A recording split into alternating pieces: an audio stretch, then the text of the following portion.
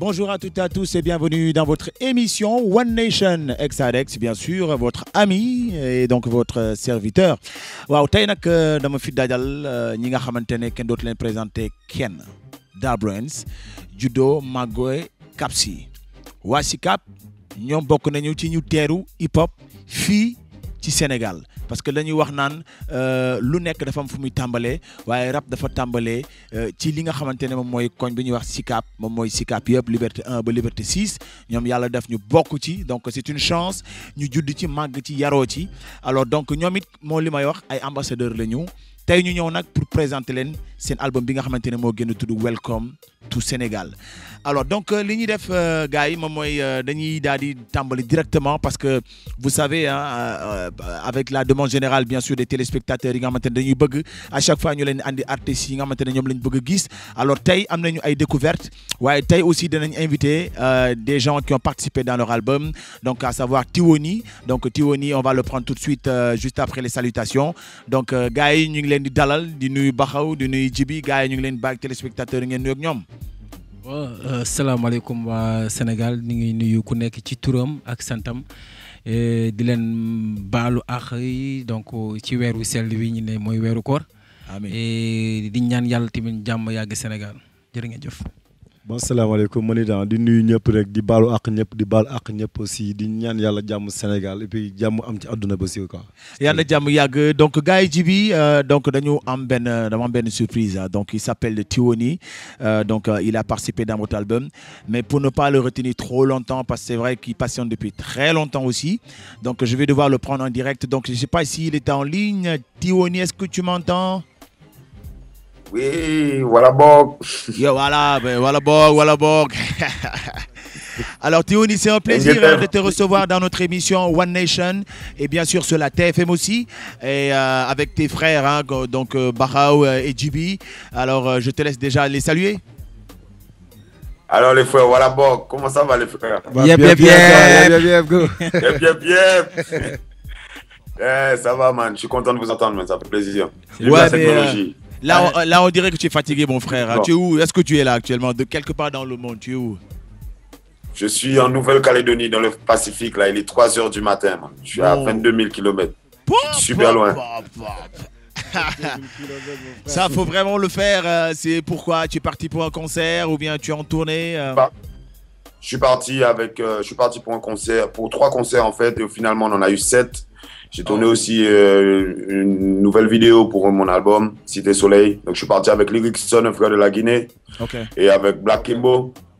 Et puis voilà quoi, et ça se passe super bien. Et puis je ressens aussi la vibe un peu africaine là-bas par rapport au partage d'hospitalité un peu qui ressemble beaucoup au Sénégal. Ouais. Donc je suis pas dépaysé quoi, c'est super cool. Alors super, donc la connexion, comment elle s'est faite avec Da Brains? En fait, la connexion elle s'est faite par rapport à un frère qui s'appelle VR, qui est un grand frère à nous qu'on appelle VR de Legend, qui est un DJ hip-hop de la place depuis longtemps et qui est très actif à Paris, et qui était déjà ami avec Jibi et Baxaw.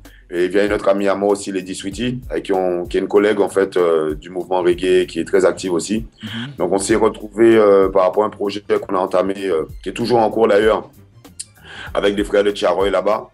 Et puis on a rencontré pas mal de frères à ce moment-là, et notamment Baxaw et Jibi, avec qui on a fait pas mal de collaborations déjà sur ce projet-là, qui est un projet en hommage aux tirailleurs de Tiaroy. Et donc du coup on est resté en contact depuis, ça date de 2006 si je me trompe pas les gars.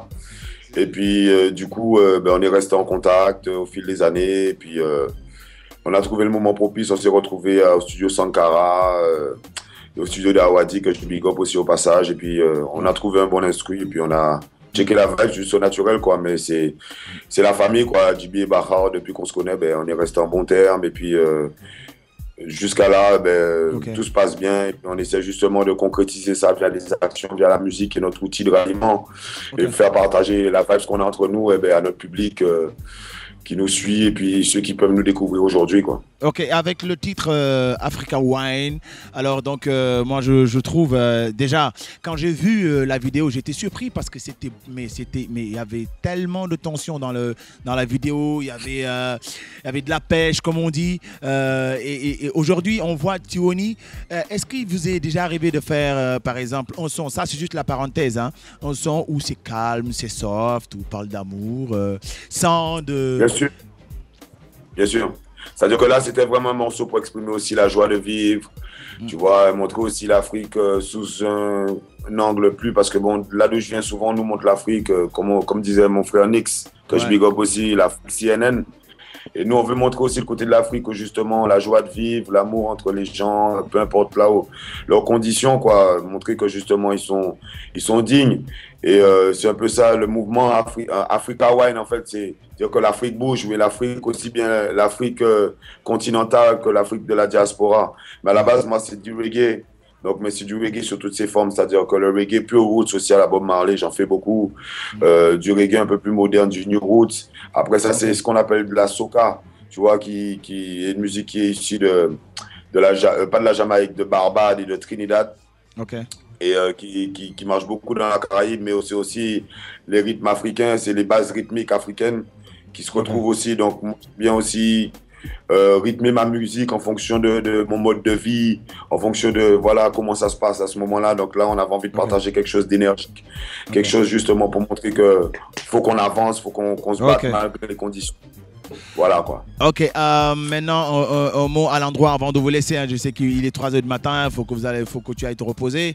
Alors aujourd'hui un mot à l'endroit de cet album Welcome to Sénégal, comment vous le trouvez déjà? Mais franchement, je trouve que c'est un album international. C'est un album justement qui a une portée large par rapport à justement la couleur qui est vraiment ouverte, universelle. Il y a du hip-hop pur, il y a du hip-hop un peu plus P, du hip-hop un peu plus R&B, il y a de la musique, il y a une touche un peu reggae, il y a une touche un peu dancehall, il y a la touche traditionnelle. Donc c'est vraiment très ouvert. Il y a des featuring vraiment très intéressants. Le flow et les mélodies des frères, c'est vraiment accessible à tous, même si c'est en Wolof. Et c'est ça qui est vraiment positif, quoi. Donc je souhaite longue vie à cet album. J'espère qu'il fera un disque d'or, de platine ou de tout ce qu'on peut. En tout cas, il a largement de quoi faire. Et il n'y a rien à envier aux rappeurs américains ou quoi que ce soit. Et franchement, pour tous les gens à qui j'ai fait écouter l'album, que ce soit aux États-Unis, que ce soit ici en Nouvelle-Calédonie, aux Antilles où j'étais il n'y a pas longtemps, en Guadeloupe aussi, tout le monde a apprécié la Bruins. Donc j'espère qu'on pourra faire des choses ensemble. J'espère qu'on pourra aussi faire une tournée ensemble. Donc c'est prévu, si Dieu veut, que je les fasse venir au mois de novembre en France pour qu'on puisse partager les scènes ensemble et faire des choses. Donc vous aurez des nouvelles de ça. En tout cas, c'est en cours et on prie Dieu pour que ça se passe bien, quoi. Et puis, je te remercie. Hein. Donc, on aura l'occasion aussi de faire une émission avec toi, carrément. Hein. On va parler de ton album, puisque tu es déjà venu au Sénégal. Voilà, donc tu as fait des scènes et tout. Donc, tu connais bien le Sénégal, on ne te le présente pas.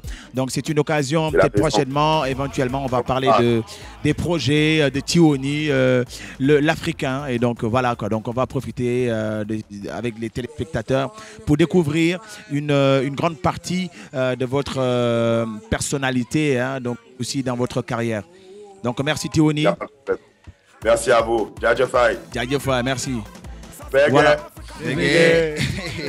Donc gars yi kooku seen xarit la donc Tiwoni def naa ne li mu wax am na solo def de dégg ngeen ko ci li mu wax côté album bi. Alors tey su ma leen di su ñu ñëwee ci côté Welcome to Sénégal donc ñu gis ne Welcome to Sénégal, déjà ça sonne anglais, on est un pays francophone. Swabi, déjà, pourquoi ngeen tenir ci Welcome to Sénégal wala mënoon ngeen ñëw yegg si ngeen wala je sais pas man benn nom sénégalais. Mais Swabi. waaw en fait gars yi bon dañuy wax Sénégal pays francophone la mais dañuy boo seetee gars yi léegi lépp la ñuy làkk Sénégal léegi melting pot la lu ne fi am chinois yi gars yi ngi làkk chinois gars yi ngi làkk anglais gars yi surtout anglais la gars yi di gën a làkk gars yi léegi boo làkkee anglais sax la gars yi la gën a bëgg wax ak yow ko boo làkkee français. Absolument. Je pense que français yi fait dañu coloniser woon par les français moo tax ñu amul voilà pour man amul importance quoi li am important en fait ba pare welcome to Sénégal mënoon a nekk teddungal wax nga dëgg mënoon def teddungal mënoon nañ def yegsil jàmm wala dalal jàmm affaire demee noonu mais dañu seet bu que en fait c'est pour ñun c'est hip hop quoi welcome to Sénégal ñëpp comprendre nañ ko léegi ko comprendrewul day daf lay liggéeyloo da lay joobloo moom mooy da ngay dina la laaj lan mooy welcome to Sénégal loolu rek liggéey la nga jëm ko ci convaincre pour man quoi pour man bon titre bi nii amul sens soo comprendrewul phrase bi boo xoolee pochetu album bi wala boo xoolee CD bi di nga xam exactement CD bi lan lay wax quoi. Baxaw ça fait quand même presque 5 ans def naa diggante album bi at bii wala est-ce que 4 ans. 4 ans donc ñu faral di gisee souvent ñu tàmmal ñun Sénégal chaque 2 ans album wala chaque 3 ans lu tax ngeen xaar diir bu toll noonu te album bi pare bu yàgg. En fait dañu bëggoon juste rek indi li nga xamante ne Sénégalais yi bu ñu ko dégloo dinañ d'accord ci domaine yëpp parce que aussi amuñu droit def erreur ci benn côté parce que à chaque fois bu ñuy génnee album dañuy ñaan yàlla toujours lu ñuy génnee rek ñu ne franchement bi ñu génnee moo gën a neex bële donc lu tax ñu jël temps pour génne ko il fallait eggali yenn featuring yi ci amoon il fallait retravailler album bi carrément te li ci ëpp importance moom mooy ñun dañuy jox toujours respect public bi nga xamante ne moom mooy déglu suñu album. On n'a pas envie di génne benn album boo xamante ne da nga koy déglu juste mu jeex nga teg ko de côté on a envie que nga téye ko pendant des années di siy déglu parce que c'est un album boo xamante ne en général ji bi moom lay faral di wax c'est un album boo xamante ne de 7 à 77 ans mën nga déglu album bi lépp ngi ci biir donc ça nous a pris du temps c'est vrai parce que on a beaucoup voyagé pour cet album te diggante bi avant ñu ko doon génnee dem nañ fi une tournée bi nga xamante ne c'était en Espagne pour partager des scènes avec comme des groupes comme Public Enemy donc moom moo ñu permettre tamit yeneen xewel ñëwaat ci diggante bi ñu bàyyi fi album bi demaat pour eggali mission yi boobu ñëwaat pour génne Welcome to Sénégal. Djiby dañuy découvrir beneen facette Djiby parce que quand même def nga ay son ci biir album bi alors loolu non loolu moom foog ma fësal ko Sénégal yi xam ko ñun loolu xamee wuñ ko. Djiby man daa ma wala en fait le problème qui se pose moom mooy peut-être son bi album bi la gars yi gis ne Djiby mi ngi def ay son mais son wu artistes yu bëri nekk en Europe. waaw moom moo koy def. mais boo bëggee dégg dama graaw nag. non waaw mais gis nañu. jox ma sa number call moom moo ko def na xol yi nice moom moo ko def ak yeneen ak yeneen yoo xamante ne. mënuñu nekk ci benn affaire te duñ ci gëstu quoi sérieusement bu fekkente ne dañ bëgg nekk ci musique quand même yem ci bind ak wéy donc nekk interprète kese. pour man du am sens. parce que lii album bi bon man la ñuy gis mais production bi buñ ko seetee producteur bi. ak woor gi may ak bo ci koor gi ñu jógee xaw ma koor gi ñu nekk nii ba xaw ma produire album bi. déjà dafa nekk na producteur bu mag bu fekkente dafa produire album bu toll ni Welcome to Sénégal. c'est un grand producteur. xaalis bi ñu may fay la rek. man li ma def ji génnul gaal non li ma def yow dama toog composer son yi c'est très normal ak soutien moom ak soutien wu gars yi ñoom Emma ñoom gën gars yi show parce que nit matul quoi. dama sama passion la dama mës a bëgg musique man dama bëgg ay foo ci ay instrument dama ko yàgg bëgg depuis ma nekk boy. absolument léegi yàlla def ma nekk ci hip hop bi pourquoi pas ma jéem a def après ma def naa fi formation MAO. musique assistée sur ordinateur yàgg na nag ak Africa Fête. ok gardoon bagage yu ndaw yooyu yëpp après di ko taxale ndànk di dem ba bon di def affaire yu tane yi. mais normalement tey génération jamono yi ñu toll rappeur waratul yam rek ci rap kese quoi. war na au moins war a gars yi raw nañ ko boo seetee léegi boo seetee ay xoolal fii Sénégal ay ñoom Malal Tall léegi ay Gaston gars yi dañuy am seen studio ay Gaston ay Chaka Babs ay DJ Awadi Matador gars yi ñu ngi avancé parce que xam nañ ne rap bi moom anyway duñ ko rey du dee ñun ñoo dem ba suñu âge def leneen ci hip hop bi toll ci ñu pousse bàyyi booy ñëw ñu nekk seen ginnaaw soit di leen composer son yi wala di leen produire xeetu baxaw yi di produire booy yi bu ñu ñëwee fay ñu ñun beatmaker yi ñu tëgg son yi après yeneen booy yi def ñëw poser seen i kii dina am ay gars yoo xam ne dina am ay auteur ak gars yi nekk am ay interprète c'est que dina gën a yaatu incha allah. ok voilà donc chers spectateurs donc tey dooñu dalal groupe Da Brains on va parler de leur album Welcome to Sénégal donc album bi nag am 15 titres am na ay featuring donc dont Positive Black Soul at India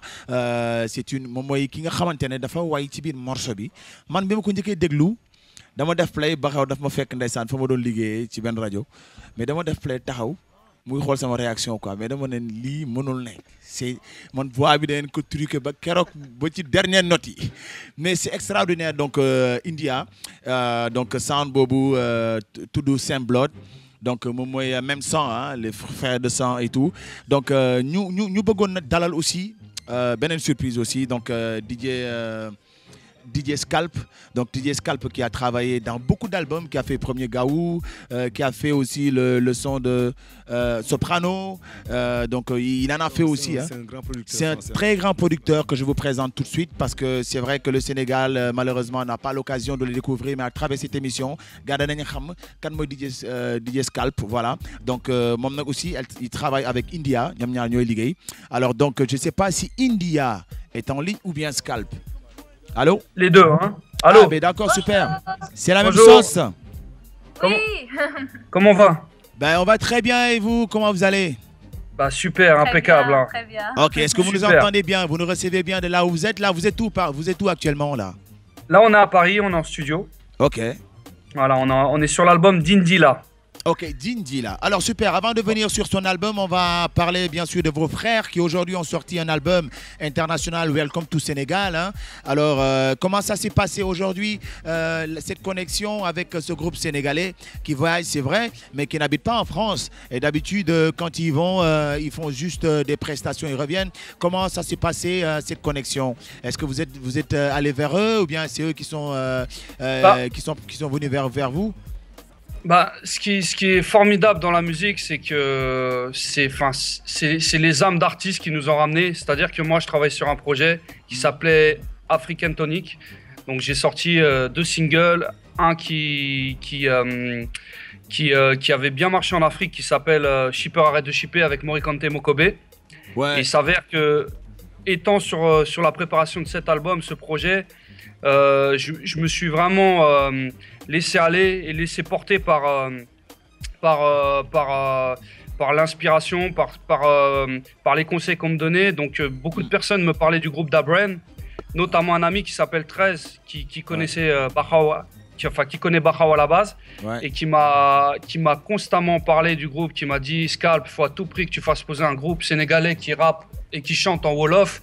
Et il m'a fait écouter des titres, il m'a montré des vidéos sur internet et j'ai dit non, il faut que je bosse avec lui. Et le destin a fait que Bahao était sur Paris à cette époque. Okay. Donc on n'a pas perdu de temps, on s'est retrouvés en studio, on a travaillé ensemble sur un titre avec une artiste française qui s'appelle Hawaii Mani. Okay. Et de là, une grande histoire a commencé et on s'est dit il faut à tout prix qu'on fasse un titre pour l'album, et chose qui a été faite par la suite avec Indila et le groupe Dabren. Aujourd'hui, qu'est-ce que vous a le plus charmé quand ils étaient en studio, quand tu les enregistrais ou bien quand vous faisiez les mix? Qu'est-ce que vous a le plus plu sur ces deux personnes? Techniquement aussi ou lyricalement ou déjà ça s'est super bien passé humainement. C'est-à-dire que venant d'un autre univers musical, d'un autre pays, forcément on est différents les deux. Et ce qui était formidable, c'est que on a eu une complicité artistique, musicale directe. Et le niveau de performance, il est vachement élevé. J'ai l'habitude de bosser avec pas mal de Français. Et c'est vrai qu'en studio, on n'a pas besoin, par exemple, de poser les couplets 50 fois. C'est-à-dire qu'il n'y a que du bon choix, quoi. On n'a pas à trier toutes les pistes pour trouver la qualité. Donc, le travail en studio, il s'effectue avec une bonne vibe et surtout, on travaille très, très vite. Donc, c'était que du plaisir de travailler avec le groupe. Voilà, après, on a travaillé aussi à distance pour finir le titre. Donc, étant donné que la connexion était bien établie. On n'a eu aucune difficulté à travailler à distance. Aujourd'hui, c'est le problème que ça pose. Beaucoup d'Africains ou bien beaucoup de Sénégalais rêvent d'aller en France pour enregistrer dans de très grands studios. Est-ce qu'aujourd'hui, ce travail à distance n'est pas difficile ou bien coûterait plus cher que si l'artiste aurait pris un avion pour venir enregistrer sur place?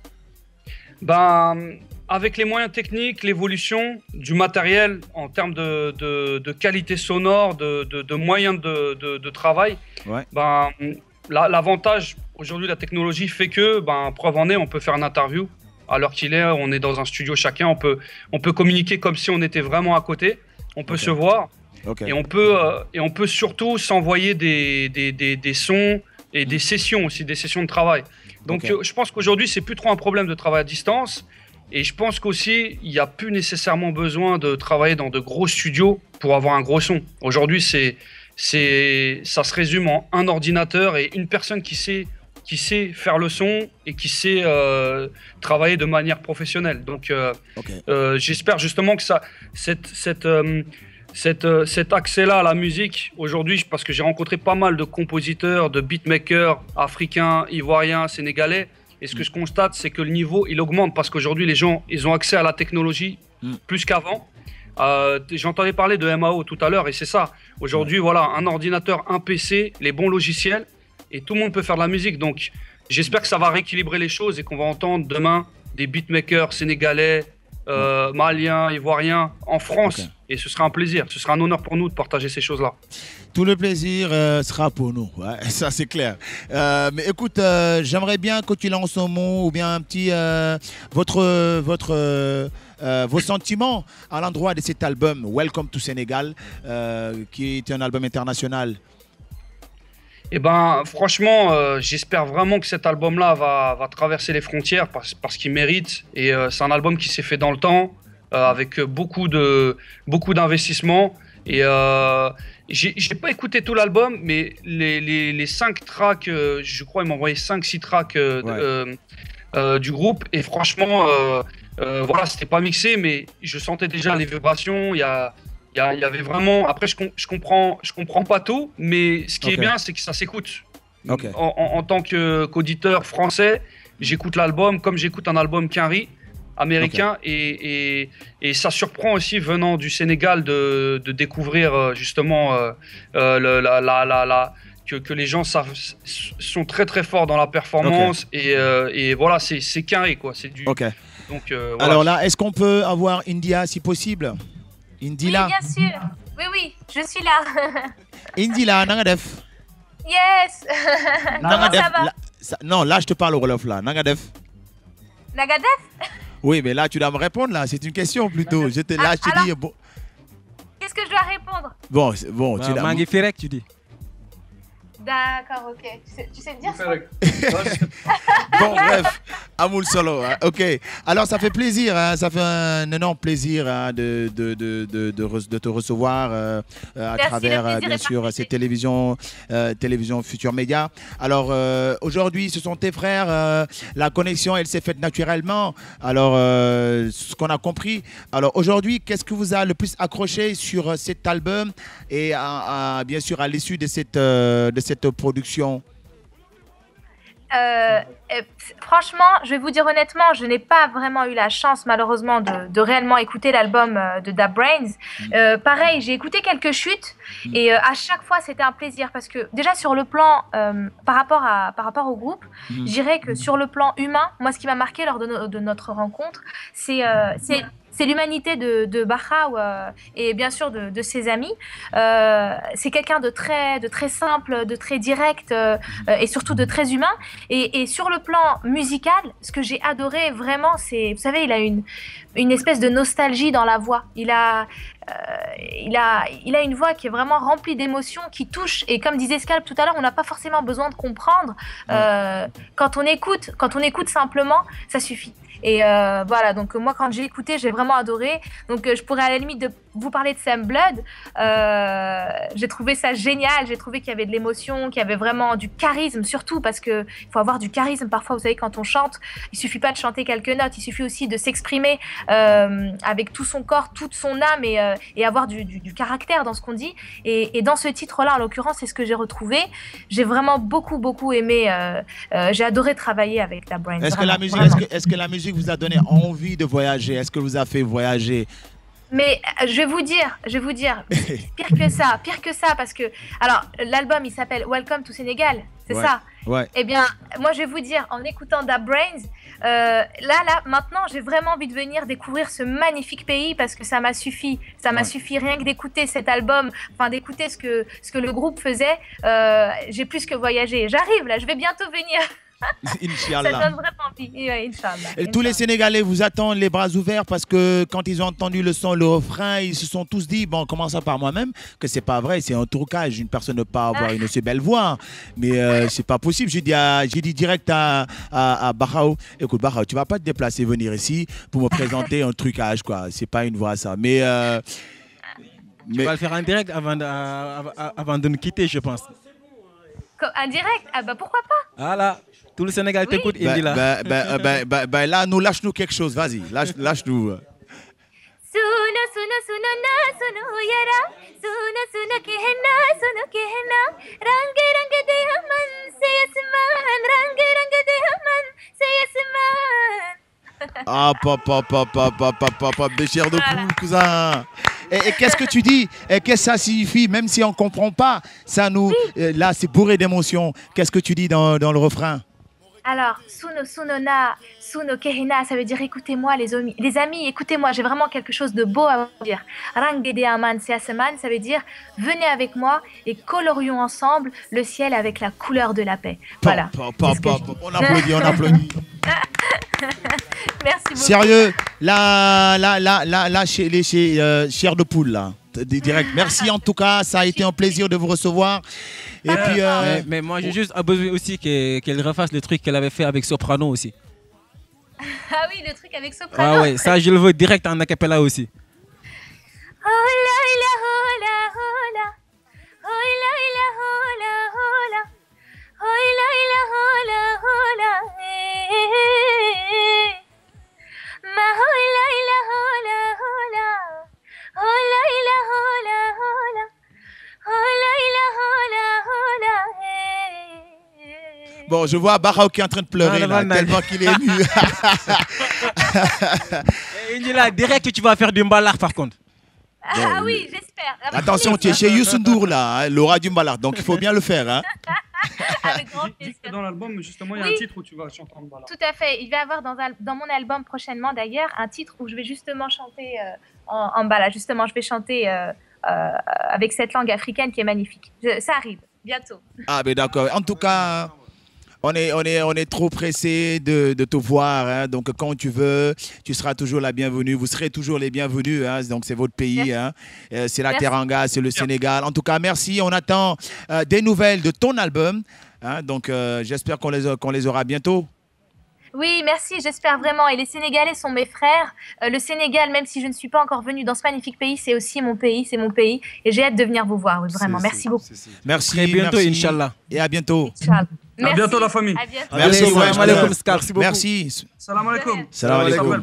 Allez. Ciao, ciao. waaw gars yi donc gis ngeen musique fi mu toll nii dépassé na frontière parce que tey booy xool lii buñ ciy jàng mooy musique dana tax nit bëgg tukki dem beneen dëkk Welcome to Sénégal bi firndeel na ko parce que tey da ko confirmer que bëgg na ñëw Sénégal ndax li mu dégg même donte déggul làkk bi tey li ngeen di ñaax te boo koy xool làkku leen ci français wala làkku leen ci anglais ci wolof ngeen ci ngeen. C'est-à-dire dama si rajouter je pense que même xalaat lañ am benn émission bu mës a am ci benn télévision française. waaw si vous me permettez bu tuddoon le grand journal ci Canal Plus Horizon. waaw am le grand journal le grand rendez-vous quelque chose am benn artiste bu mag a mag a mag a mag. bi ñëpp xam. waaw dafa seetaan clip Welcome to Sénégal mu ne moom elle a envie de venir au Sénégal te xamul li ñuy wax à cause de clip bi et c'est Lady Gaga.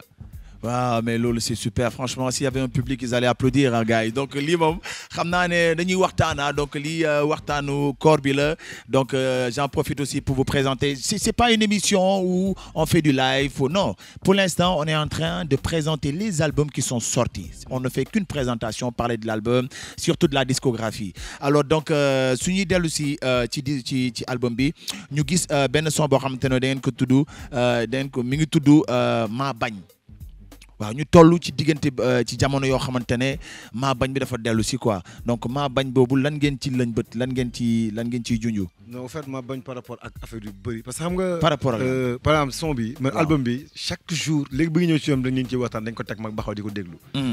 chaque jour damay gis nit bu ñëw ne ma album son bi man mooy sama son ci album bi.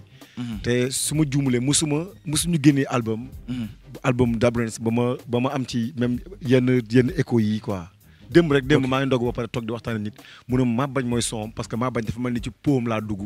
di def son bi. mais tey maa bañ boobu yan mooy gën a accroché ni yan passage mooy gën a. accroché non mais passage ak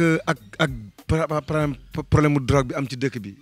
drogue bi boo seetee ak parce que drogue bi moo ëmb lépp ah. maa bañ bi c'est juste un morceau boo xamante ne man ak Djiby dañuy dugg ci ay personnages. parce que tey Sénégal toll nañ dëkk jamono boo xamante ne drogue bi mën na jeunesse bi trop.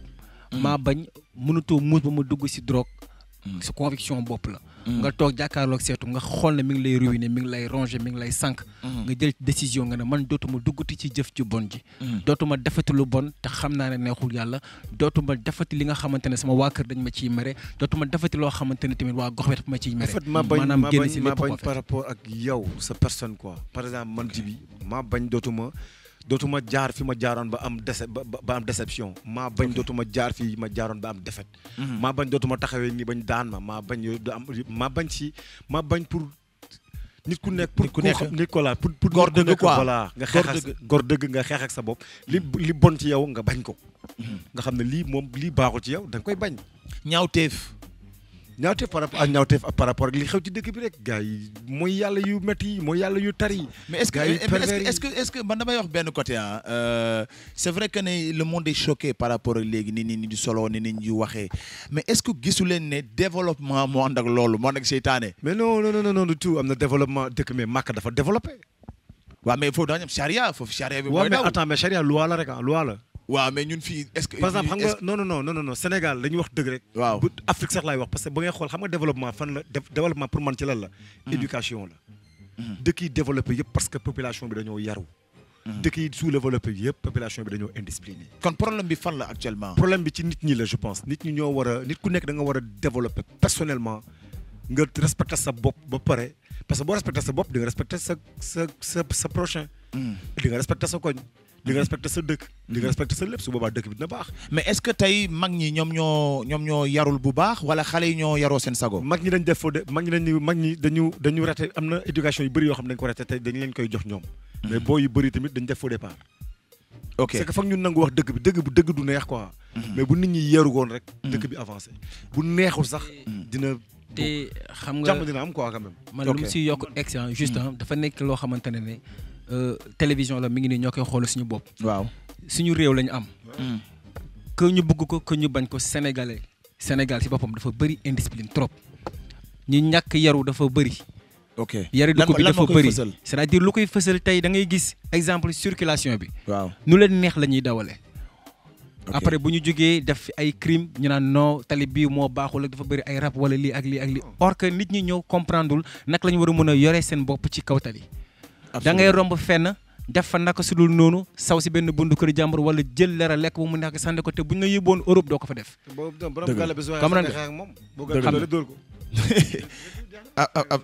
absolument donc je pense que tey loolu yëpp yare diku la donc sénégalais en commençant par ñun man mi toog ku nekk na xoolaat boppam xool naka lañ mën a yoree réew mi xool naka la ñu war a mën a tàppawaatee xol yi parce que yàlla nee na su ma ay dëkk ay nit bu ñuy ànd te xol yi ànd jàmm du fa am donc lu tax problème bi am ni parce que peut-être xol yi ñoo laabul nañu fóot xol yi te yàlla rek tax. mais Djiby donc changement boobu ban rôle la ci rappeurs yi mën a andi.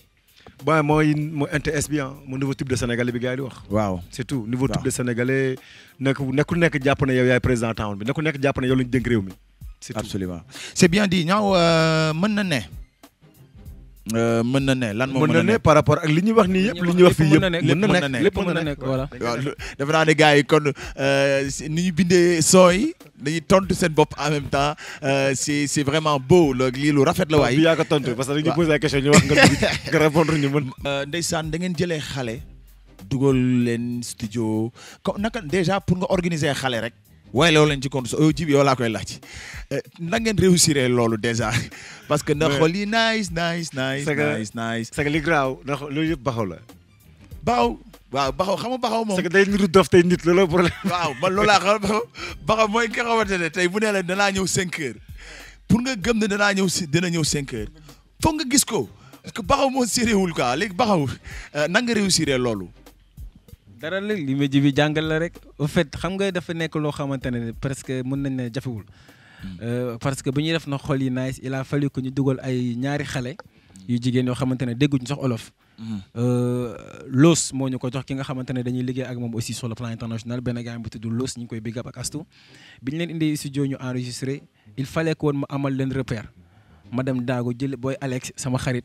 sama grand Alex rappeur waaw sama léegi nee na sama grand frère la grand Alex donc moom moo doon joxe voix témoin booy di def na xol yi nice après voilà ça a été une réussite totale. ok loo gis dafa am den lu ko maanaam lu yëngal ko ëpp doole.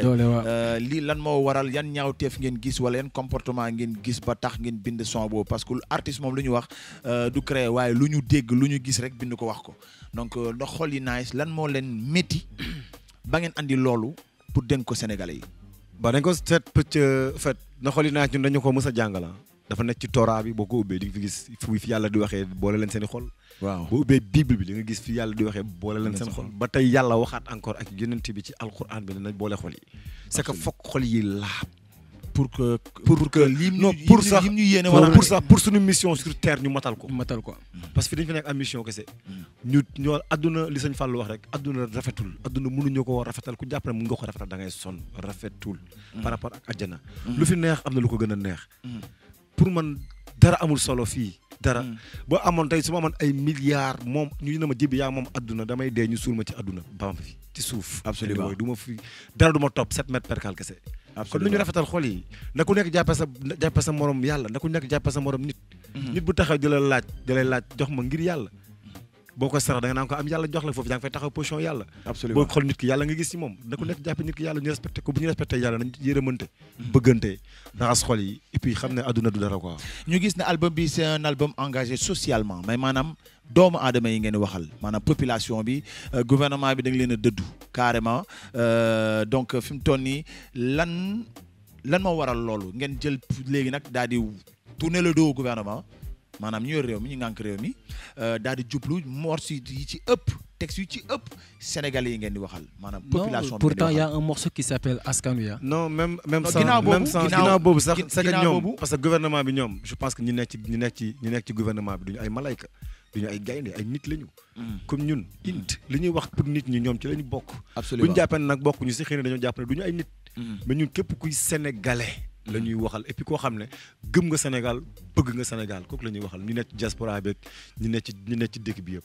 ok amul kenn ku ñu tëb quoi parce que nit a fi nekk tant que loxo nopp bakkan baat bët gémmeñ ñu la ñuy waxal.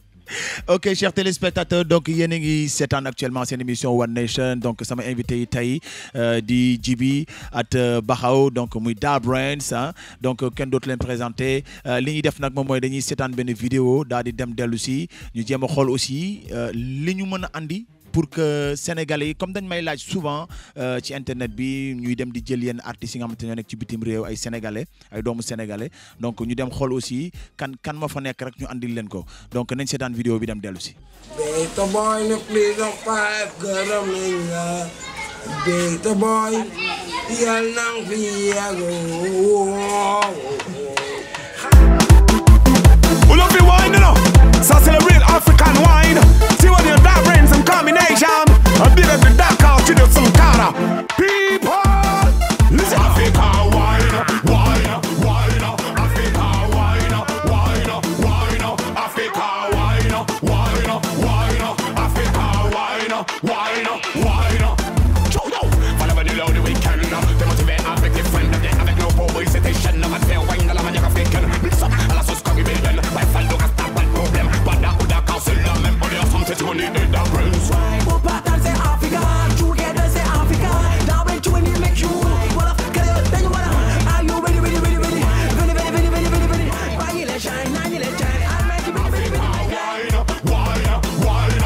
Africa wine, wine, wine.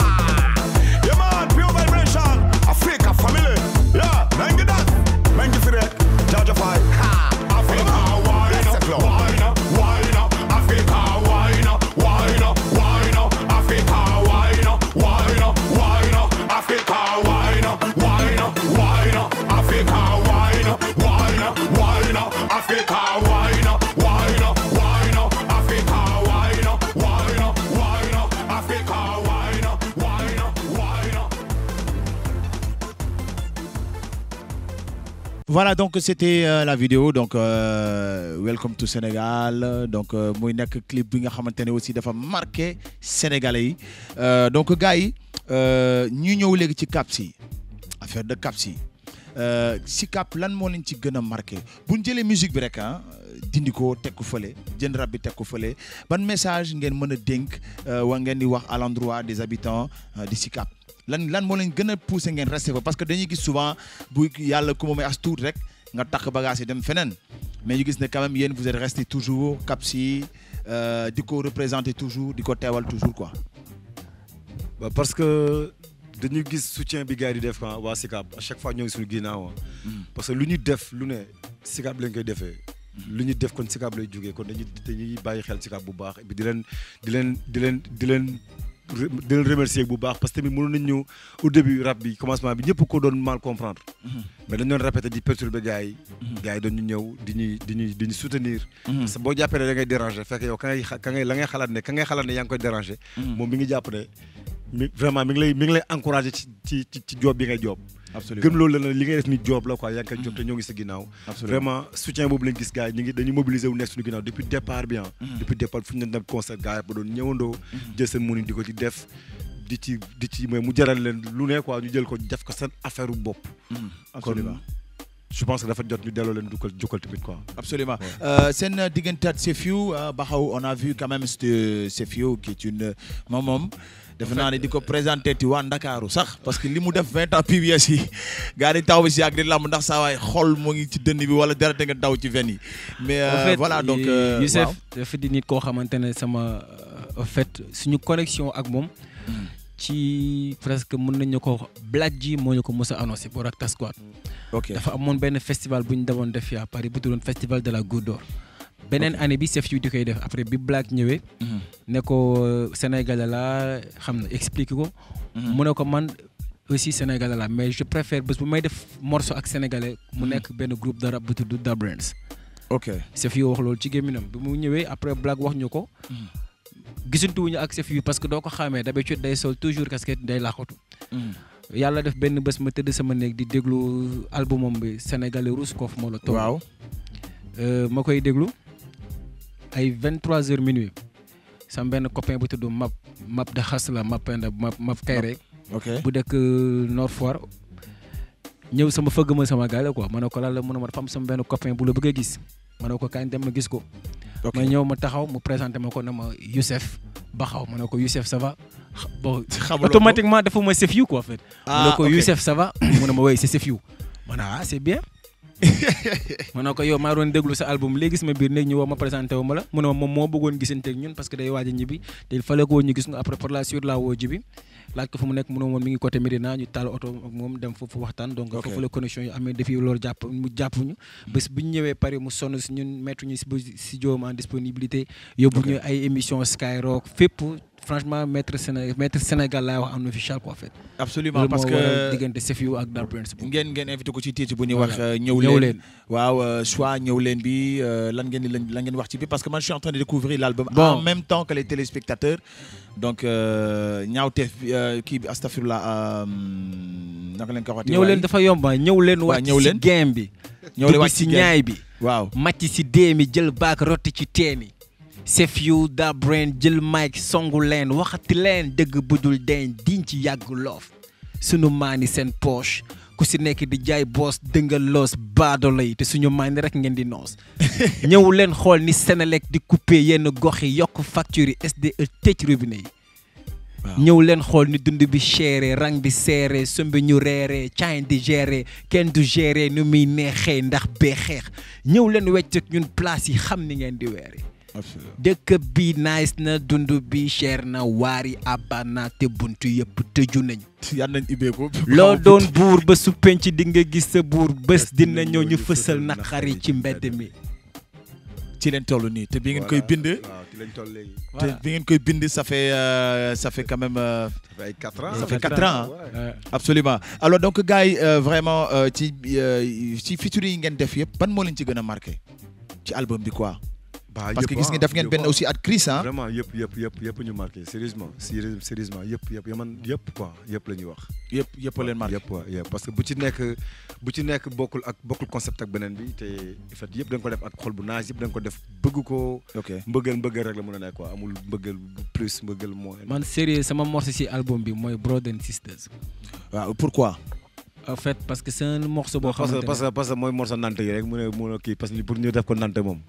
non en fait c'est un morceau boo xamante ne je pense que dama si exprimer wu li ma waroon wax presque sénégalais yi ma comprendre ci domaine yu bëri lu nekk dañ koy dégg ba xaw dafa réew ba xaw bu rombo di nuyoo wala ba xaw lii ak lii wala. mais loolu dañ ko dee loolu defe naa bon. jëw artistes yi la en général ah. tey man tey nag moo def morceau bi pour artistes yi. ok voilà tey nag ma am sañ-sañu expliquer leen li waral ñoom ñuy wax loolu peut-être ñàkk ma xam rek moo tax. ok donc je pense que bu loolu amee ñi si jàpp genre ñoom ñi nga xamante ne ñoom yenn gars yi ba leen Dolphine maa ngi jégalu bu baax a baax si moo di nga xam. am na solo am na solo trop gars yi ñuy jaar ci titre yi parce que Caps bi Brothers and Sisters bi Same Blood bi vraiment moo nekk.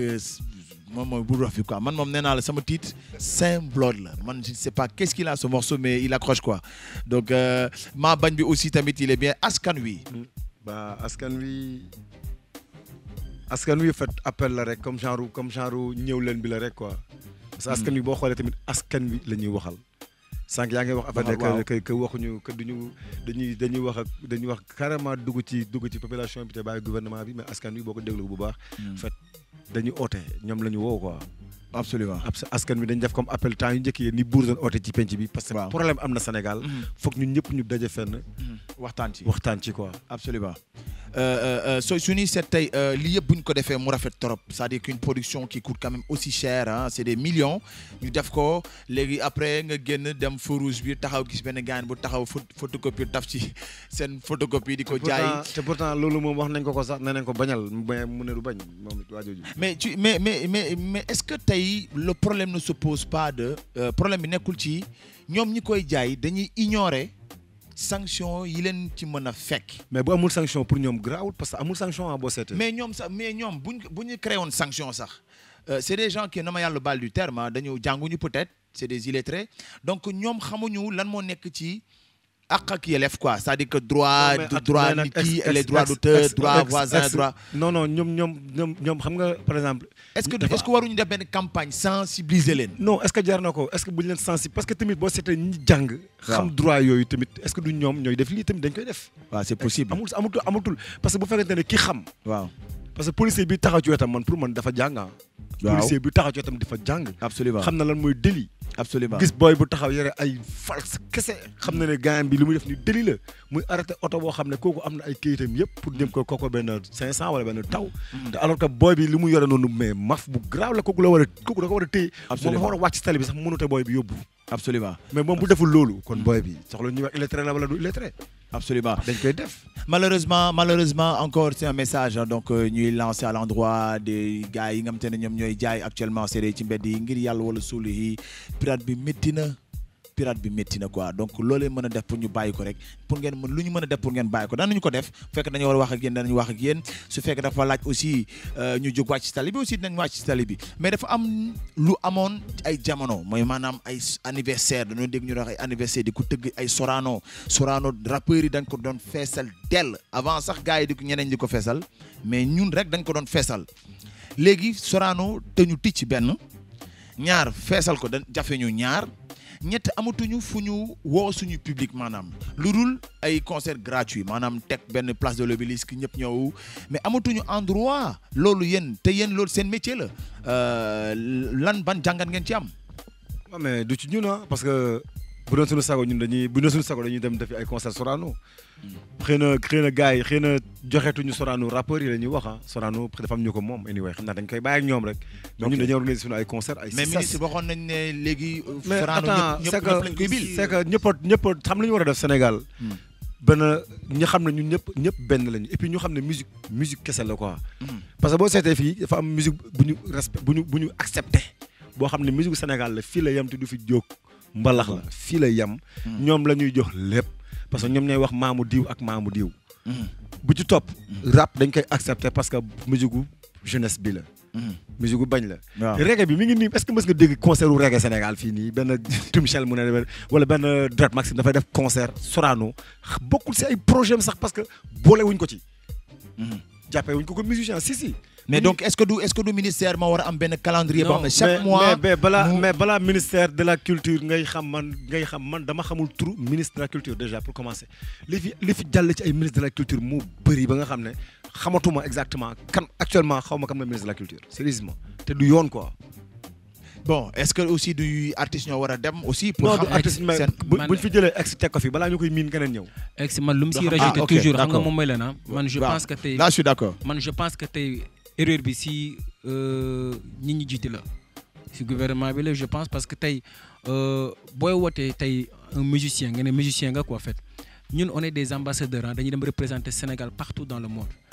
tey je pense que ñun waruñu am difficulté pour war a mën a jouer ay Sorano wala war a mën a jouer si yenn salles yi nga xamante ne war nañ fa mën a jouer def fa ay entrée 5000 ou quelque chose comme ça quoi en fait tey. rap bi nga xamante ne tey moom la gars yi bëri tey naan c'est des cons wala c'est des boys yoo xamante ne c'est des illettrés wala c'est des drogués pourtant musique la bi nga xamante ne dafa international. mbalax bi la gars yi jël valoriser ko trop émission rajo yi émission yëpp loo dégg mbalax. mais pourtant man d'accord kenn bañu ko mais est-ce que mën nga ma wax tey su ma la poser question est-ce que mbalax mës na am disque d'or la nga may tontu. mosul am disque d'or te boo waxee ñu ne la non pourtant mbalax mës na am disque d'or. man na leen kan moo am disque d'or ñu ne la Youssou Ndour. Youssou Ndour si boppam amewul mbalax disque d'or tëgg tamba rang-dang Assane Thiam Mbaye Dieye Faye abu jox ko disque d'or. lu ko jox disque d'or xam nañ lan la. je pense. Coumba Gawlo Seck pareil pata et cetera. donc il faut que nit ñi comprendre que ñun rappeurs yi defuñu musique boo xamante ne rek Sénégal kese la yem wala si koñ yi kese la yem wala si biir kër gi kese la yem. absolument dañuy def musique pour. suñu réew dañuy def musique pour suñu bopp dañuy def musique pour yëkkati ko sur le plan international comme ni koy ay Youssou Ndour di defee wala comme ni koy ay Sidi Samb di defee wala comme ni ko ay keneen ak keneen di defee mais sooy xool amoon na tolloo nañ fii jamono di jaay 30 000 exemplaires 40 000 exemplaires waxuma la sax balaa période bi di ñëw mi ngi doon dox boobu dañ doon remplir Sorano di remplir école yi. mais léegi hormis sax loolu. on a du mal à remplir sax léegi. non bu loolu ñun dañuy def ay concert ci ses. waaw ci tercère bi te dañ koy feesal.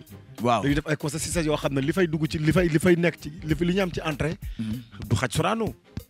absolument problème bi mooy Sorano bañ fay concert da nga loolu wax rek ba fay hip hop di concert da doon fees dell. absolument ñu jékki-jékki ne rapport yi dootuñu concert Sorano. concert suñu Sorano mais instant bi est-ce que rapport yi bëgg nañu Sorano dafa ndaw pour ñun bëggatuñu parce que duñu ko tere bañ dem ba xeeb ko ñu bëgg ñu ko joxaat bëgguñu. léegi bu mag bi daal la ñuy yóotu. mais waaw mais dañu bokk ci temps bi dañu war a jox loolu bu mag. absolument donc stade di ko feesali seetaanal tuuti. donc gars yi defe naa ne war na am na solo trop. mais soirée de gala yi ñu def ni lu ñu def. waaw mais Djiby dafa am benn Djiby dama yàlla baal quoi mais tey bu ñuy xool entertainment bi ñuy wax tey entertainment bi soo koy xool. dafa dem carrément ci ñaari secteur dafa dem ci secteur u mbalax bi benn ak ci secteur u lamb ji. carrément parce que mais déglu ma xam nga lu tax te ñoom ñëpp amul benn man moo tax sérieusement. waaw parce que foofu moo am sa maam moo jàppoon jaan bi sa maam moo defoon lii. non mais lamb sport la mooy lamb sport la mais attends ban genre sport la sport yi bëri na Sénégal. c'est traditionnel mais basket bi sport la. waaw affaire sénégalais moo bëgg yëfu sénégalais moo bëgg lu yam ci moom. ok bëgguñu lu bees lu jóge feneen wala non bëgguñu lu bees lu jéggi frontière sénégalais moo bëgg lu yam ci moom moo tax olof sax la ñuy wax. Sénégal ba fi làkkee France dafiy fol sax ñu reetaan la dañu làkk yeneen dëkk yëpp ay làkk français mu neex mais fii Sénégal dañuy wax olof kese. absolument fii jéemuñu leneen. Sénégal ba pare li mu si rajouté juste moom mooy benn côté. sponsor yi.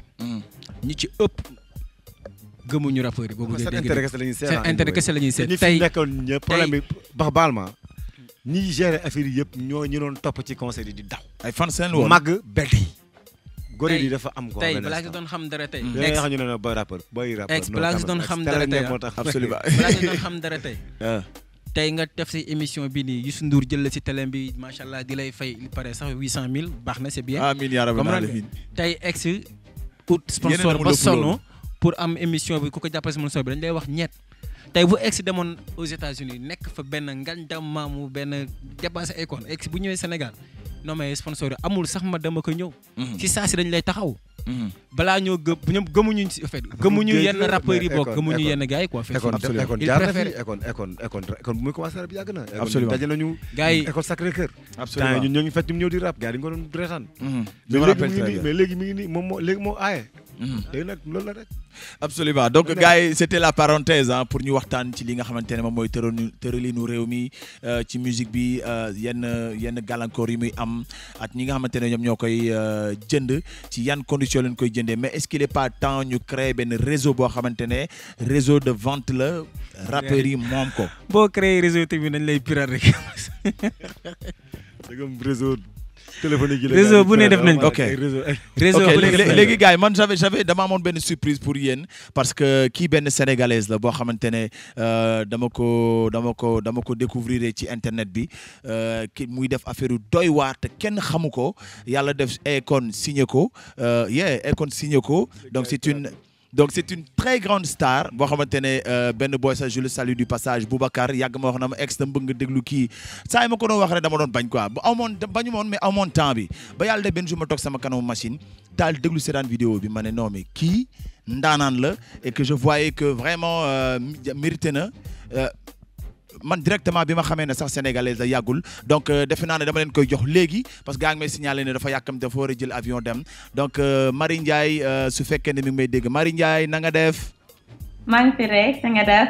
ça va bien waa Sénégal ñu ngi lay nuyu at waa Gambia. Thank you. waaw right back at you. Marie Ndiaye Sénégalais yi dañu bëgg a xam yow yaay kan sa yaay sénégalaise la sa papa sénégalais wala sa papa mooy sénégalais sa yaay sénégalaise. sama yaay half Gambian waaw sama yaay Sénégambian la après sama baay Sénégal la judo. ok fi mu toll nii dañu bëggoon xam yow est-ce que mës nga ñëw Sénégal wala mës nga dem Gambie. waaw waaye dafa yàgg léegi. I haven't been to Gambia for like 5 years. Okay. Maybe you can translate that for me. waaw nee na nekkoon na Gambie demoon na Gambie amoon na 5 ans ci ginnaaw. waaw. sama wolof bi setup noonu so danga ma am pour dimbale. waaw danaa la jàppale. waaw jërëjëf.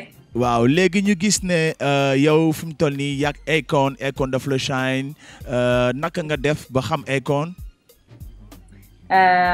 dama demoon si benn actually dama bindoon Google Akon looking for the next star and that's how I found his website called hitlab.com where he's looking for spotting new talent. So I posted my songs and that way eventually he heard them and liked them, so they kind of flew me over to Atlanta to meet Akon and then I did some shows. ok nee na dafa demoon ci Google mu tapé Google Akon mi ngi seet maanaam star yu bees léegi bu mu gisee ci page bi mu daal di fay def vidéo am yàlla def Akon seetaan vidéo bi daal di koy choisir moom ci boppam noonu la ñu fexe ñoom ñaar ba xamante ba fi mu toll nii sax Akon moo ko signé fi mu toll nii yow yaa ngi fan yaa ngi États-Unis wala yow yaa ngi Suède. maa ngi Canada Montreal Toronto. yaa ngi Toronto lan ngay def foofu. dama defoon benn show si benn festival called Wham Bam Festival. Wow. With some other HitLab artists. So, and then the day before yesterday, I did the opening act for Akon in Montreal. Okay. nee na dafa demoon fi mu toll nii fi mu nekk nii dafa benn concert démb at bërkaati démb donc fi mu toll nii dafa war a dellu Montréal fi mu toll nii léegi mën nga ñu wax kañ ngay ñëw Sénégal. I hope soon. I'm just waiting for the invitation. I'd love to come and perform. I will invite you. Don't worry about that. So Senegalese people or Gambian people is going to invite you. So don't worry about that. So what about your album? What can we have some news about your album? Yeah, I'm working on it and it'll be out soon, inshallah. Okay. So let's just keep our fingers crossed. Okay, so can you give a message for the Senegalese people, for the African peoples? Oh, I'm telling you, I'm just making it big for my peeps. And I want to tell all the big dreamers and all the big believers never to give up, because that's what got me here. I'm a big dreamer, and I'm always dreaming even bigger. So that's the message I'd like to send to all Africans and everyone worldwide.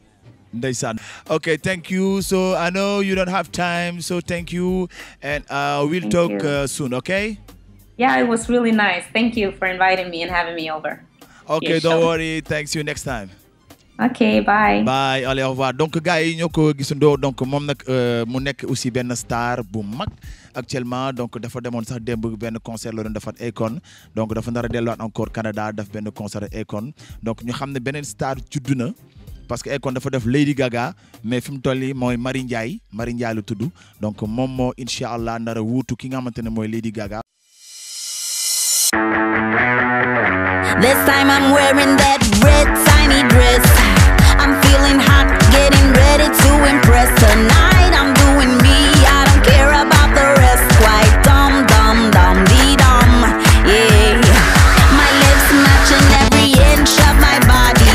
In high heels, getting ready for the party. Like tonight, meet Miss Jai Brown Mary, acting dumb, dumb, dumb, dee dum, yeah, yeah, yeah.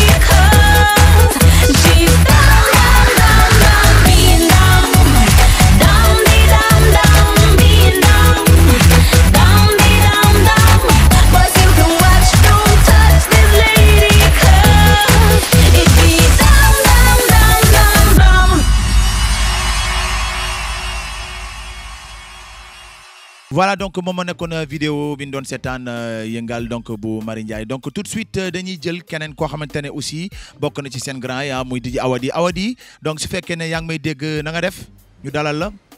Oui, maa sant. waaw Awadi donc c'est un honneur aussi hein, donc à chaque fois bu la recevoir ci plateau bi tey nag say boy la su ma nee say boy quoi say grand la invité tey donc muy Djiby at Baxaw donc voilà seen album bi vraiment ban message ngay lan ban sentiment nga am ci seen album bi. Écoute, pour moi c'est le meilleur album qu'ils ont de leur carrière, c'est le meilleur album. Parce que soo xoolee qualité production du début à la fin amul benn morceau boo xam ne c'est dafay low beneen bi tàng benn morceau boo xam ne moom mooy tube bi yeneen yi taxale la mais ils ont fait un album où tous les morceaux sont égaux et puis ils ont travaillé avec des gros producteurs comme Scalp. Wow. C'est un des plus gros producteurs en France. Ouais.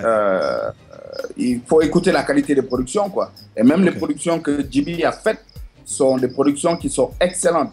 Et donc, d'ailleurs, même pour mon prochain album, il faut Djiby nga defal ma benn son. Je pense que, normalement, cet album va les amener très loin. Et c'est pas pour rien, je sais pas qu'ils ont des gros deals qui sont déjà signés. Ah bon? Avec, non mais DJ menu. Parce que gars waxuñ fi dara DJ. Non, tu sais, il faut mais il faut que les Sénégalais sachent que vous avez signé quelque chose de gros avec quelqu'un d'important. Parce que je veux dire, kuy def sa carrière da ñaan yalla affaire bi di yéeg. Et aujourd'hui, grâce à Dieu, il y a le toj na len. Donc, il faut aussi qu'on accepte ça. Aujourd'hui, soit de Espagne, quand on te parle de la tournée de Dabrens, on va te dire que c'est un des meilleurs groupes sur la scène en termes de groupe sénégalais. Absolument. Donc, il faut qu'on le reconnaisse. Et sur la longévité d'Abrens, c'est surtout sur la scène qu'on reconnaît que ces gens-là, c'est très dangereux de passer derrière eux. Ça veut dire qu'il y a un travail. Ça veut dire que depuis 94, 95, 96, toutes ces années-là, ils ont pu rester égaux à eux-mêmes. Donc, et toujours progresser. Et Dabrens, quand tu l'écoutes, la musique, c'est frais. Tu ne te rends pas compte que c'est un groupe qui est là depuis longtemps. Un groupe Yuberi, mais Dabrens est resté toujours number one. Si vous voulez des Français, il faut que Dabrens vienne. Et même entre nous, un des groupes qui fait le plus le rapprochement entre nous, souvent dans les hip-hop, il y a un problème qui. Dabrens, c'est toujours les gens qui essaient de faire que affaire bidinaire. Donc, je peux dire que big up, quoi. En tout cas, merci Awadi pour ces témoignages. Donc, Guy, bolen bëggé Awadi amna fum len dougal. Non, DJ. Mais ñu wél ko joyeux anniversaire. Joyeux anniversaire. Joyeux anniversaire, DJ. Joyeux anniversaire. Ouais, mais grand, yaa ngi magal nak. Non, oui, ma. Waaw. Xam nga soo ma gisee ni kenn du xam ne j'ai 18 ans. Waaw, loolu leer. En tout cas, merci beaucoup. Et puis voilà, Inch'Allah, on aura l'occasion bien sûr de te prendre ici parce que il faut que ñu wax nak ci sa album bi ñu def ben émission bu mag. Loolu abi tu me dois quelque chose. Yow loolu leer na donc je pense que bientôt Inch'Allah danañ la fi dalal. Donc merci DJ. Oui. Merci. Allez. Waaw dawal njaboot jàng lay woo. Bàyyi ko mu wax. Ok, je t'enlève ça. Ok. Allez, big up. Merci Awadi. Donc gars pour ñu tëj donc def naa ne on a fait le tour de tous les titres dont même link bi moo ñu desee. ana Youssou Ndour. Non Youssou Ndour du wax. Dana wax Youssou Ndour si ya xam ngeen ne Youssou seen diggante ak Youssou Ndour kenn du ci dugg. Mais na woote.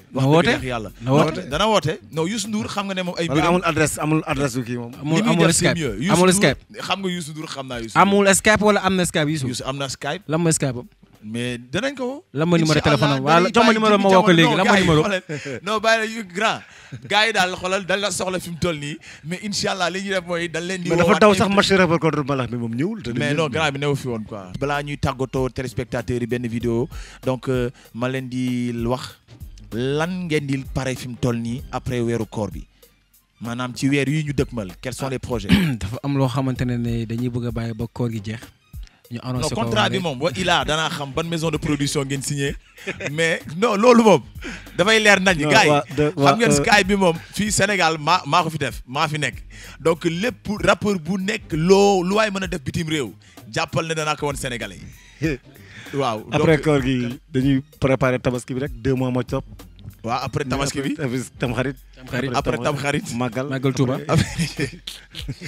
Bon écoutez gars yi sama gars yi man daal comme li ma leen di wax mooy. après bon ci koor gi jeexee. waaw ñu ngi préparé ay série de concerts yoo xam ne incha allah bon je sais pas ndax di ngeen ma permettre ma wax place bi muy doon nekk. ayca ah sa diggante ak Youssou Ndour la voilà kooku après grand ni nga gisante comme signé nañu dinañ ko gérer après.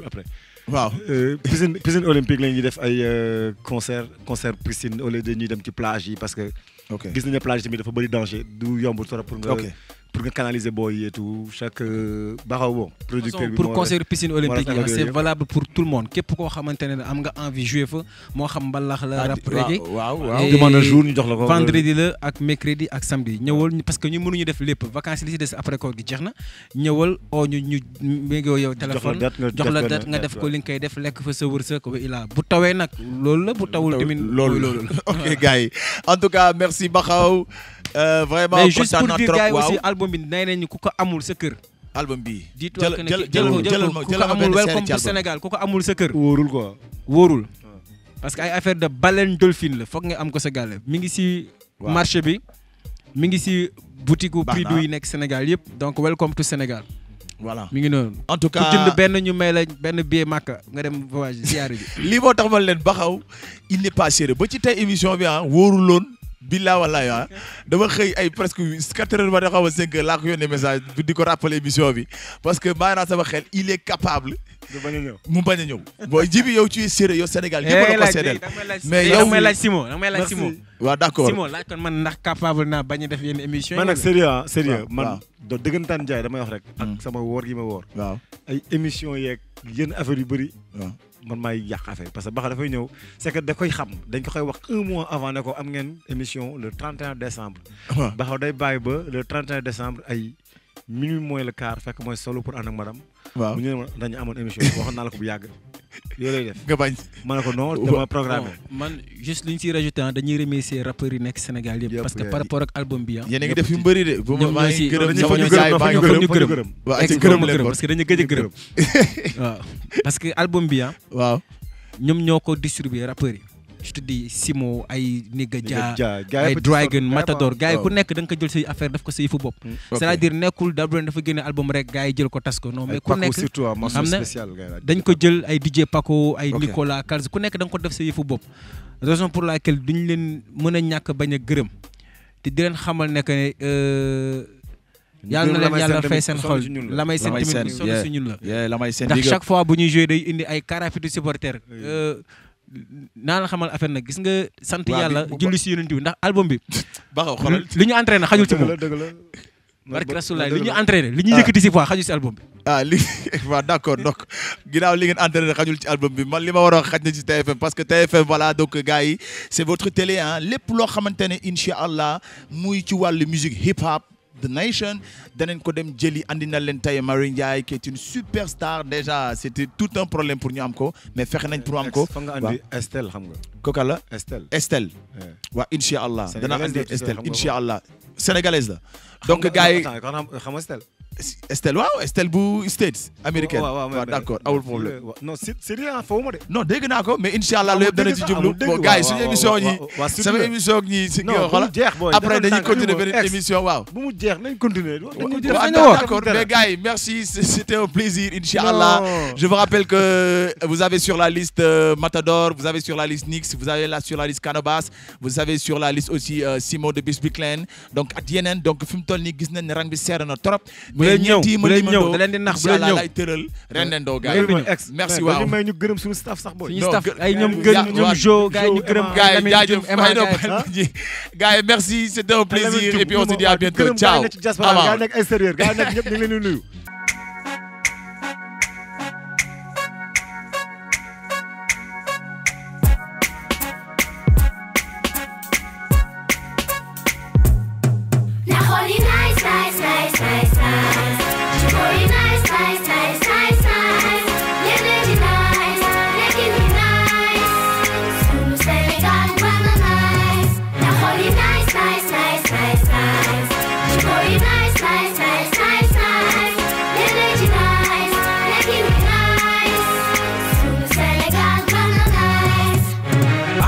bu xol yi nice su fi dara du fi nice rafatal leen seen xol te déglu Dabrène come again bu ko yéene lu bon jëm ko yéene lu baax Sénégal mën na nice si kaw xel yi ak jëf yi nice li mu la yéene loolu nga ko yéene jàppante suñu biir ngi xam bànneex bi nu mu neexee nekkin ngi jëfin bi waxin ngi war na mën a nice ndax dëkk bu xol yi xat day dellu réew gannaaw xol yi nice nice nice nice nice xol yi nice nice nice nice nice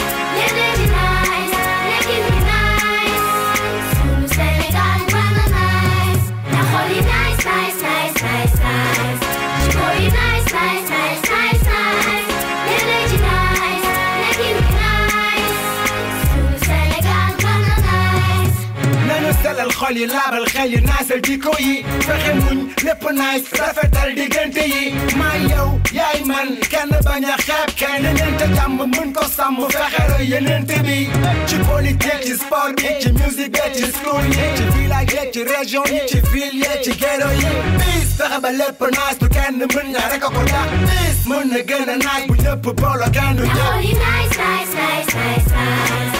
Chikori nice, nice, nice, nice, nice. Yeah, baby nice, making me nice. Sunu Senegal, mana nice. Nacholi nice, nice, nice, nice, nice. Chikori nice, nice, nice, nice, nice. Yeah, baby nice, making me nice. Sunu Senegal, mana nice. Open your eyes, gouvernement bi seen politique mën na nice dëkk bi nice nit ñi xiif xoolaat leen li ngeen di legalize dëkk ci dëkk bi yàgg ci dëkk bi yëkkati kàddu wax ak nitu dëkk bi fàttali ko li ko fala na carte la fata askan bi dëgg lu nice hypocrisie jalousie yëkkati leen tege ko ne leen mythomanie pédophilie moom itamit tege ko ne leen ku ci nama dugg paradise dëgg na sa xol naa nice ndax dëkk bu xol yi xat day delloo réew gannaaw xol yi nice, nice, nice, nice, nice. Chikori nice, nice, nice, nice, nice. Yeah, baby nice, making me nice. Sunu Senegal, mana nice. Nacholi nice, nice, nice, nice, nice. Chikori nice, nice, nice, nice, nice. Yeah, baby nice, making me nice. Sunu Senegal, mana nice. daal sene fagul ne lu ñaaw war nañ ko mën a jëlale man ma ne mën na ne lu metti kenn laal ku ne yéen may jàppale together ñu job gaal sene lu ñaaw ñu jëlale tolloo na ñëpp seetale lu ñëpp bokk nga bokk day yee fitna Sénégal sunu gaal baa ngi di gis nga nañ ko jow wàññi coow ñaan jàmm la ba faw nañ ko ak ba ca kaw sunu Sénégal Nacholi nice, nice, nice, nice, nice. Chikori nice, nice, nice, nice, nice. Yeah, baby nice, making me nice. Sunu Senegal, mana nice. Nacholi nice, nice, nice, nice, nice. Chikori nice, nice, nice, nice, nice. Yeah, baby nice, making me nice. Sunu Senegal, mana nice. Nacholi nice, nice, nice, nice, nice. Chikori nice, nice, nice, nice, nice. Yeah, baby nice, making me nice. Sunu Senegal, mana nice. Nice, nice, nice, nice, nice. Uhoy nice, nice, nice, nice, nice. Uhoy nice, uhoy nice. Sunu Senegal, mana nice.